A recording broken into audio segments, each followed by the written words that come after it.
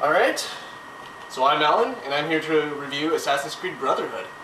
So, if you played Assassin's Creed 2, a lot of the things in Assassin's Creed Brotherhood are going to feel exactly the same. Because essentially, it is a continuation of the story from the ending of Assassin's Creed 2. Alright, so, as Assassin's Creed Brotherhood continues where the ending of Assassin's Creed 2 went, Ezio is now going up against a new enemy, Cesare Borgia, who is now in control of a huge army within Rome. So the key focus of the game is now, as Ezio, you have to recruit more assassins as you bring the Brotherhood to go against Cesare to get the Piece of Eden, which he now has. So how does the gameplay compare to Assassin's Creed 2? Well, essentially, it's the same game, but there have been some improvements to the game which actually make it more evidently a much better game than Assassin's Creed 2. Like, one of the big things is recruiting assassins. Every time you take down one of the Borgia's towers, which controls an area in Rome, you are given the ability to recruit an assassin. And when you do, you have your assassin and you can actually go to pigeon coops or even to the new assassin towers when you take down the Borgia towers, and you can actually level them up and bring them to missions so they can get more powerful and they can help you more in combat. So the combat itself is greatly improved because now it's faster and you can actually use two weapons at once. So say you're using the hidden blade, you can also use the hidden gun as well in combat.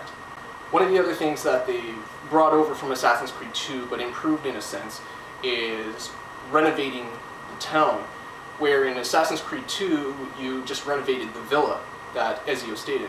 But in Assassin's Creed Brotherhood, you're now renovating Rome, the whole city altogether. So now you got banks, you got stables, you got blacksmiths, you can even purchase some of the big landmarks that are in Rome. So, and one of the other improvements is a lot of people complained that Desmond Miles, who is reliving his ancestors' past, like Altair in the first Assassin's Creed or Ezio in this one, a lot of people complained that we never got enough time to play as Desmond.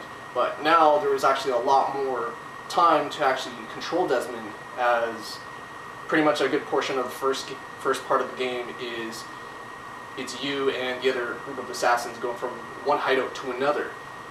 And then you can still, and one of the other portions of that is that while you're playing as Ezio, you can go to the main menu and exit it, where you can now run around as Desmond and you can interact with all the other assassins there. The downsides of the game, there's not a lot, but probably the biggest one is probably the flow of running.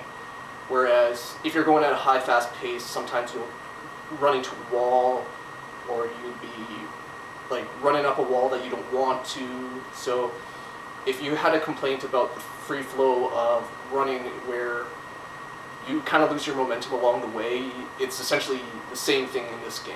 So I don't know if you'll have a problem with that. Me, I sometimes did in some big chase scenes, but other than that, no complaints about the game.